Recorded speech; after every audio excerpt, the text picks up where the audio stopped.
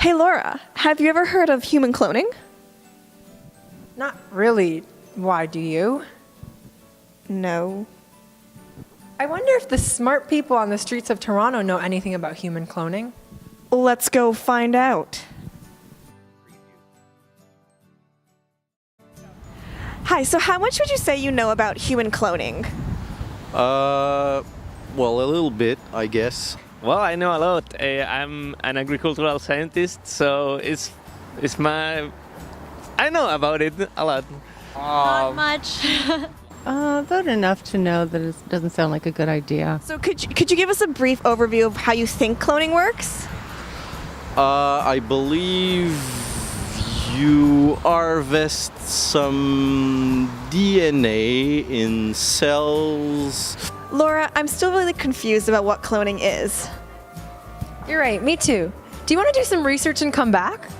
Sounds good.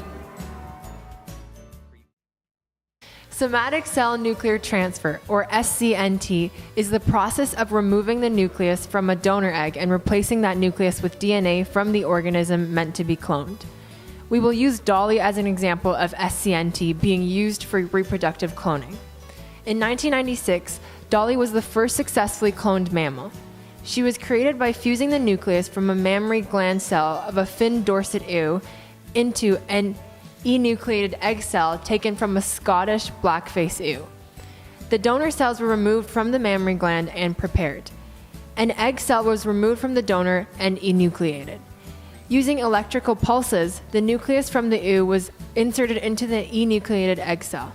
This somatic nucleus was reprogrammed by egg cytoplasmic factors to become a zygote nucleus. The egg then underwent cell division and the embryo was implanted in a surrogate mother. SCNT can also be used for therapeutic cloning. Once the zygote reaches the blastocyst stage, a culture of embryonic stem cells, or ESCs, can be created from the inner cell mass of the blastocyst. But why do we care so much about the ESCs? ESCs are pluripotent, meaning that they have the capacity to differentiate into any tissue in the adult human body. Each cell in the human body begins as totipotent and becomes more and more specialized through various levels of differentiation via different programs, ending with the cell being highly specialized as, for example, a white blood cell.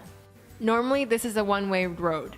However, you et al. Have determined a method for inducing pluripotent stem cells by deprogramming cells using the 4 gene factors, OCT4, SOX2, NANOG, and LIN28.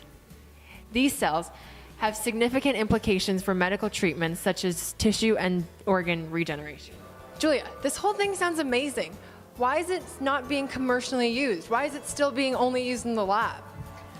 Well, there are a number of ethical problems to consider when thinking about cloning. Like what? Let's go around and ask. Come on, let's go. How much would you know about the ethical and moral issues surrounding human cloning? Again, not tons, but I mean, I don't think it's necessarily a bad thing, but it also is completely a conflict of interest for people that, want to promote human reproduction. And I think that I'm probably not in support of cloning humans. I do think cloning and stuff can be used for actually making replacement organs, but I wouldn't want to make a human being with its own separate mind and soul. Many people also think that cloning is prone to abuse, and that those with the power and resources to clone may do it excessively and only to their own benefit. Religion is also a big factor in the human cloning discussion. Many religious groups, as well as Article 11 of UNESCO's Universal Declaration on the Human Genome, asserts that reproductive cloning may potentially destroy potential life in an embryo. There are many valuable applications, however, that may warrant more research in the field. For example, cloning can potentially lead to a source of food for our growing global population. Researchers Antavoria and Zavos hope to use cloning in a fertility treatment that allows parents who are both infertile to produce offspring with at least one of their DNA. Wow, Julia, that's a lot to think about. I know. I don't think that cloning would ever work for somebody like you. Oh no. Ask me why. Why, Laura? Because You're one of a kind.